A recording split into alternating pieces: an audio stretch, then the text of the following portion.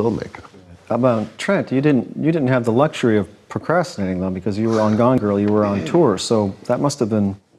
I mean, if you had the time, would you procrastinate and kind of let it go for a while? I've learned over the years that a deadline is productive. You know, my new thing, as I'm old now, is before the sun comes up, I wake up, and my timetable is probably the opposite of yours.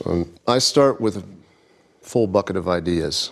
Midday, by the end, I'm defeated, and I'm ready to just give up and start fresh. And so my mornings are productive. But where does that bucket of ideas come from? Well, what I've found is, for one, I think it's an intersection of a few things. In my day job of Nine Inch Nails and that world, I would start songs by being inspired by sound design, places, things, like the setting was important. And then somehow a song starts to emerge from that setting. And I have some friends who are producers who kind of browbeat me into thinking, no, to write a song is the opposite of that. Start with the melody and the chord. Doesn't matter how it's recorded, doesn't matter what setting it's in or what that weird sound is in the background. It's about being able to play it on a guitar and sing it. And there's definitely merit to that concept, and I understand, but it's always been the other way around for me, where the setting and the place and the mood inspires what comes forth.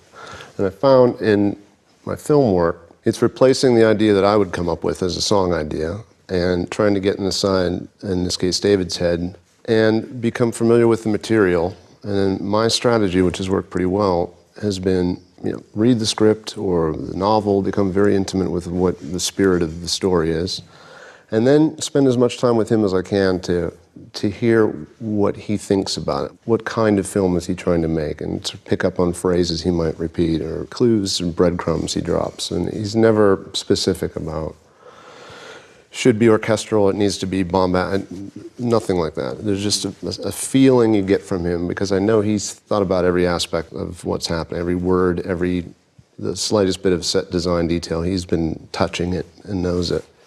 But he never tells us what to do. Then I just take that and try to not think about composing music for that film, but what feels like it's in that world. What's that space feel like? And then there's a choice of instrumentation that usually comes, like what Hans was saying about, let's not do this, let's not use these things.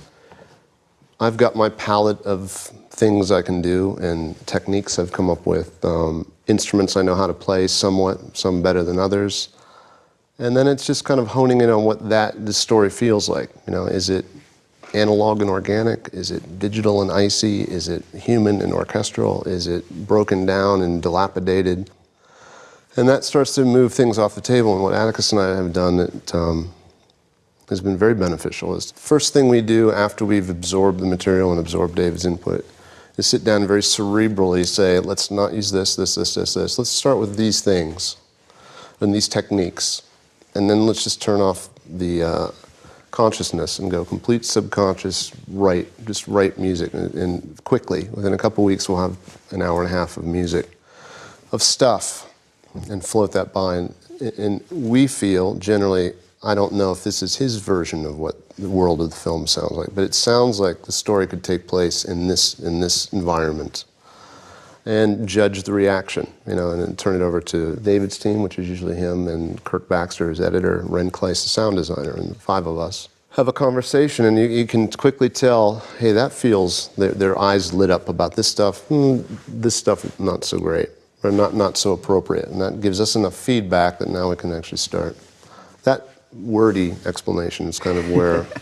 It's narrowing down, consistently narrowing down the palette of what you're right, offering. it's an intersection of what we think's right for the film, but also what we as artists are inspired by at that time. Like you mentioned marimbas, which is the dilution of whatever's I've been interested, whether it be in rock music or something on the radio or a film I just saw or whatever may come in. I've noticed, there's cycles of inspiration where I'm really into loud, noisy this, and now I'm into something, and hopefully there's something that's inspiring to me as a composer and artist that intersects with what I think's appropriate for this film I'm working on, and then we kind of...